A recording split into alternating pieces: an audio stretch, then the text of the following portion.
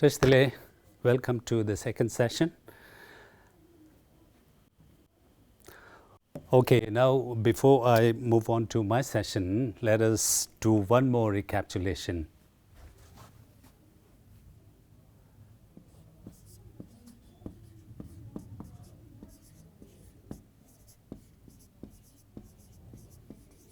Okay, the first one we have done, the recapitulation of the parts of speech, and out of the 8 parts of speech, we have also done one of the most important parts of speech, that is verb form. And then after that, we have also done the types of sentences. Okay, now these are the things that we have already done in the first session. Okay, yes. So, which is we have also shown you the sample work of class 6, 7, 8, and you have already seen the difference. Although all these things are there from class 5 to 8, but the only difference is the difficulty levels. Okay, which is the choice of words used by class 5 student, class 6 student, class 8, like this. Now these are the things that you have to keep in mind. Okay, it doesn't mean that when it comes to part of speech you have to just watch over a video or like this. Now if you Google it, if you just go to the YouTube and try to search, now since you have got the topic, now it's easy for you to go to different types of parts of speech videos on verb forms and videos on different types of sentences. There are 2 types of sentences on the basis of the structure, okay, and types of sentences based on the function, okay. And you have already seen which is the different types of sentences used by the class 5 student and class 8. Sometimes the class 8 student, they use compound complex sentences also. It doesn't mean that they are not supposed to use these things. They only have to stick to simple and compound. No, this is not applicable. So anybody can use different kind of sentences. Okay. Now as a teacher, if you come across students who do very good by using simple and compound sentences, then you have to encourage your student to focus more on introducing more complex sentences and complex compound sentences. So this is how the growth is made in that particular student, instead of using the same. Now if you see your student, some of the smart students who are using the same conjunction or the simple adjective, now you have to encourage your student to use the the difficulty level should be increased. Okay, so they should be encouraged to use different adjectives. Okay, yes. So that's about the recapitulation. So let us come to our second topic, and today's second topic is writing process.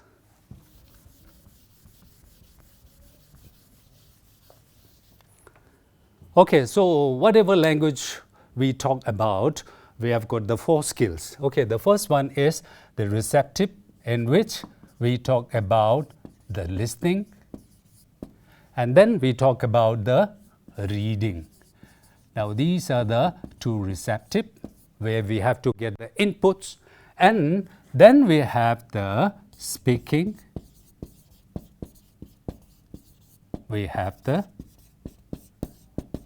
writing. Okay, now these are the output. Okay, whatever inputs you have, now this is the output. You do the output either in the form of speaking or either in the form of writing. Okay, yes. So today we are going to talk about the writing. Okay, yes.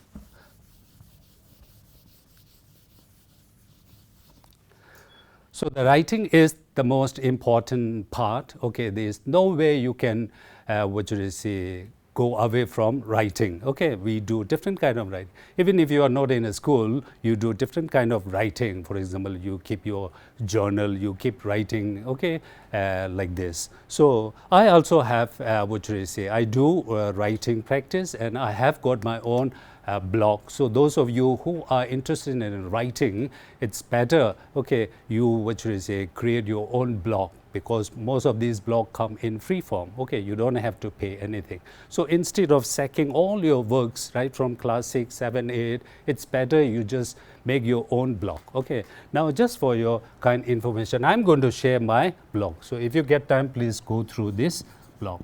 My blog name is rangme.com. Okay, so if you get time, you can go through this blog, and if you have got any blogs, okay, if you're fond of writing, you can also share. Okay, yes. Okay, yes. So the writing process. So when I say writing, which we say there are so many different kind of people. Okay, yes. Some students get which we say nervous. They don't feel comfortable when you hear the word. Okay, write a paragraph, write an essay, write an article, write a composition like this. Okay, yes. So which we say writing is not that much an easy process. Okay, yes, it is not something that you can do very easily. Okay, yeah. So just to give you an example, I'm going to use one metaphor. Okay, what is that metaphor? That metaphor is M-O-M-O. Okay, what is this? M-O-M-O? No, I'm not talking about momola. Okay, yes, I'm talking about momo. Okay, yes, momo can be vegetable momo or momo can be non-veg momo. There are different types of momo. I'm sure you all like momo. Okay, yes. So you must be wondering why all of a sudden I'm just bringing the topic momo and makes everyone, which you see, water their mouth. Okay, yes. So momo, because this is a very, which is exact, I mean, the suitable metaphor I use for the writing process. Okay, yes. So momo, it's not easy. Okay, in order to make a momo, you need to follow some process. Am I right? Okay, yes. So whatever momo you are making, whether you are making momo in America, whether you are making momo in India, or whether you are a Chinese, whether you are Indian, whether you are Tibetan, whatever you are, wherever you are, when it comes to momo, we have to follow some process. Okay, if you follow this process properly, then you can easily prepare a momo. Momo can be made very easily once you follow these steps. Okay, now if you don't if you don't follow the process properly, then instead of becoming a momo, then that stuff may become some other else. Okay, yes. So it's important for us to keep in mind the process. Now, whenever I say writing process, you have to think of this metaphor momo. Okay, how do we make momo? Okay, momo cannot be made in just 1 second on it. It has to go under different types of processes. So today I'm going to discuss about the writing process in the first session, and in the next session, Tenzin will do the application part of the writing process. Okay, yes. Now, first of all, I want to ask you whether you know the writing process. So far, you have done lots and lots of writing. Okay, so when you writing, okay, when you start writing, do you ever use the writing process? Do you know? Are you familiar with the writing process? I'm not just talking about the English language. We do different kind of writing. Even if you are writing a Tibetan essay, Chinese essay, English essay, Hindi essay. Okay.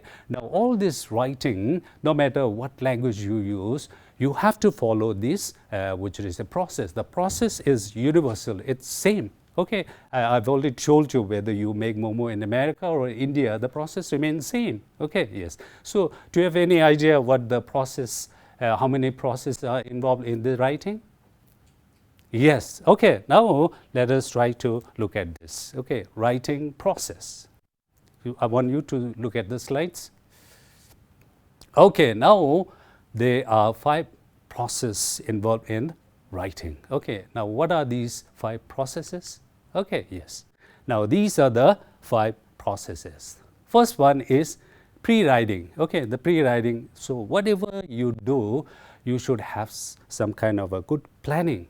Okay, yes. If your planning is good, then half job is done already. Okay, so whenever somebody tells you to do a small piece of writing, okay, instead of what should I say, getting some kind of shock or like this, it's better you just think about the writing process. For example, I will just give you, okay, now all the class 8 students, you are going to clean the whole football ground. Okay, yes, if I tell like this, the student, they will not be able to digest when I say, okay, all the class 8 students, they are going to clean the whole football ground. Okay, for a moment they may get shocked. Oh, how come we can be able to clean all the football ground? After all, it's a very big football ground. Okay, now if I cut all these things, okay, one student, you will get small piece, the other student will, now if the student individually, they keep on cleaning their small part, and at the end of the day, we have already cleaned the football ground. Okay, so how does it look in the beginning when you are not able to break all this down? It's which a humongous task you feel. Okay, but if you break all these things, if you plan and if you try to follow some process, then it becomes very easy. Okay, yes, within few minutes, all the students will be able to clean entire football ground, no matter how big the football ground is. Okay, so whatever you do, okay, even if it is a piece of writing, you need a proper plan. Okay, yes. Now these are the process. What are these 5 processes? The first one is pre-writing. The second one is drafting.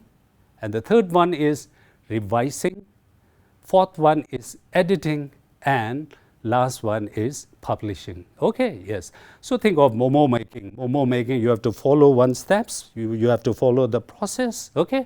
And when it comes to writing, you have to follow these process. Okay, now if you follow this, your writing becomes very easy. Okay, yes, so that is the thing. So I'm going to just explain this, which is 5 processes in brief, but Kedinjula will do, which is the application part.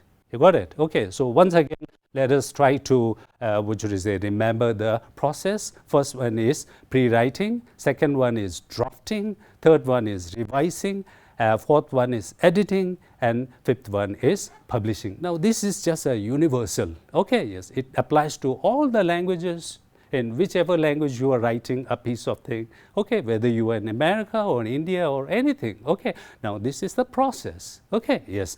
Now sometimes we may have different process. Okay, but the main work remains same. For example, in our textbook, CBEC and NCRT, we have got a different writing process. Okay, yes. Well, what is that writing process? This writing process is, here is an acronym. Okay, CODER. Okay, I've already made one video on this coder, okay, based on the CBEC and NCRT, but the work, it's almost same. Okay, C stands for collect ideas. You have to first, before writing anything, you have to collect ideas. After collecting ideas, you have to organize these ideas, and then you do your first draft. First draft means you start writing, and after the first draft, you do the necessary editing, and finally, you revise this. Okay, you just see whether you have done this editing part or not. Now, this is another form of writing process. Now, we are going to stick on this, these 5, which is a writing process. Okay, yes, pre-writing, drafting, revising, editing, and publishing. Okay, now let us talk about pre-writing. Okay, so what is pre-writing all about? Okay, so pre-writing. Now, from the word itself, you will get some idea. Pre-writing. Okay, before you write, what do? Get your ideas on a paper. You have to get ideas on the paper, and before you write anything, whatever writer we have, okay, it's very important for you to make these 2 things clear for you. Okay, first one is, what is your audience? Even if you are writing a Tibetan, which is an article in a newspaper or a magazine like this, first you have to check who is my audience. Okay, audience means the people who are reading your write-up. Okay, you have to be very clear. Okay, my audience is all the Tibetan. No, I'm writing this particular essay in an international magazine, so my audience will be all the foreigners. Okay, I'm writing this in my school magazine, so my audience will be my students and my staff member, like this. So you have to know your audience. That is very important. You must have read so many fictions. Okay, yes, Harry Potter. Okay, detective stories. So many things. Okay, now these writers, first they have to keep in mind who their audience is. So once they get this audience clear, then it's easy for them to start. Okay, so whenever you do a small piece of writing, now these are the plans. So you have to know your audience, and the second important thing is your purpose. Whenever you do some kind of writing, obviously there will be one purpose. So you just ask yourself, what is my purpose? Why am I writing this piece of writing? Is it to inform the people? Is it to tell a story? Is it to argue on some important topic? So that is very important. Now all these things come in pre-writing. Okay, we will do this in details later. So pre-writing, is it clear? Okay, yes. Now other thing, okay, yes.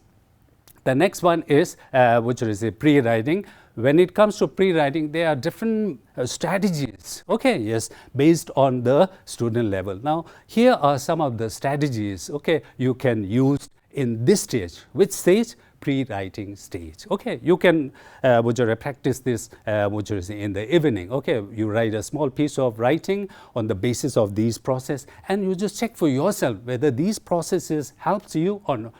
Okay, if it does not have, then you just continue your own style. Okay, the first one is brainstorming. So look at the word brain. Brainstorming means you write everything that comes in your mind. For example, you are talking about the COVID-19. Okay, it's a disease. Okay, yes. Now, if somebody tells you to write on an essay on COVID-19, you have to think, okay, what is my purpose? Okay, who is my audience? Who is going to read my write-up? Okay, and then you start. If you don't have any idea, now these are the strategies that you are going to do. Brainstorming. Okay, you just keep writing whatever you think. Okay, you just write. Okay, yes, and you will get a whole lot of ideas, and from that idea you can easily pick 3. Okay, yes. And then the other one is clustering. The word cluster means you make a small groups. Okay, yes, that is another strategy. And the third one is free writing. Okay, what is free writing? Free writing is when you write something, okay, without any pause. You just keep writing. For example, if I'm writing on COVID, okay, my teacher told me to write an essay on COVID-19. Actually, I don't know what COVID-19 is, but recently I heard this word from one of my friends, and I came to know that this is a very, you keep on writing all these things. Okay, this is called free writing. There is no need for you to do any kind of checking. Okay, so this is free writing. By doing this free writing, you will get some idea what you are supposed to write. And then we have got the questioning. Okay, for example, if you are writing some incident, okay, yes, reporting. You remember whenever we report, we have got the 5 Ws. Okay, the questions. Okay, now suppose you are writing about the flood. Okay, yes, flood.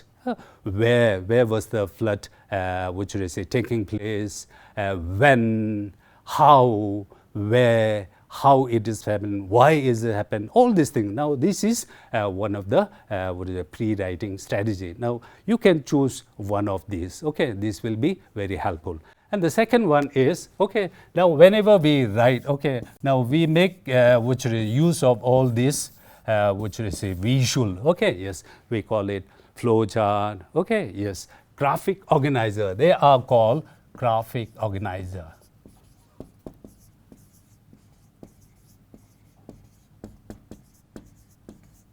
So as a student, no matter which class you are studying, okay, it's important for you to know some of the technical words. So this is one graphic organizer. Whenever you have got any kind of presentation, if you are doing some kind of presentation, you are going to make use of this graphic organizer. Okay, now suppose you are asked to share one incident about your holiday. Okay, now there are some process. Okay, now this is one graphic organizer. First I'm going to talk about this, and then this, and then now graphic organizers are this is one tool. Okay, one tool which will help you jot down all your ideas in a picture form. Okay, yes. Even in when you are in higher classes, for example, class 11, 12, like this, now these graphic organizer will be very helpful. It will be very handy for you, especially you have to listen to long lectures and you have to do the note making. Okay, now there are different types of note making. So you can also use this graphic organizer, or you can say web, or you can say also flowchart. Now these will be very useful. So these are called graphic organizer. So in this pre-writing stage, you can also make use of all these graphic organizer. Okay, yes. For example, I'm talking about COVID-19. Okay, yes, COVID-19. Now, last one, questioning. Okay, where? Okay, 5Ws, you ask all the W questions. Where? Okay, when? Okay, why?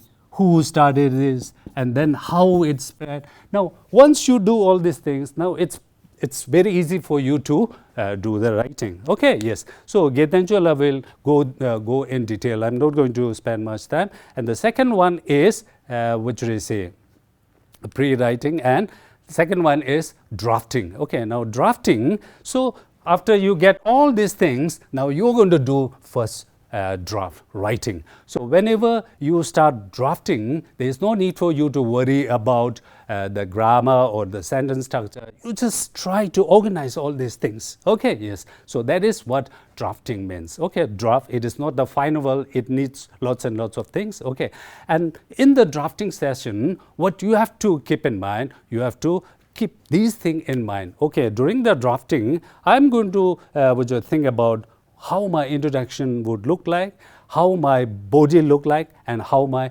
conclusion look like. Okay, introduction. Whenever you write anything, your introduction part's very important. We say hook, isn't it? Now, this particular sentence will just grab the attention of the readers. So there are different ways of starting your introduction. You can ask, you can introduce by asking question, you can start by writing some quotation. They are different. We will learn this later. And then body, and then finally conclusion. Conclusion is almost same. Some people, they use the same introduction than the conclusion. Okay, whatever, we have to summarize this. So this is the drafting stage, and the next one is revising. Okay, revising, there is one acronym you have to keep in mind. What is that acronym? This is ARMS. Okay, yes. So what does ARM mean? Add sentences. So in the revising and editing, some people, they do simultaneously. Okay, but what you have to keep in mind in revising and editing is a bit different. So in a revising, what are we focusing on? What is our main focus? In the revising stage, our main focus is on the content. Okay, we have to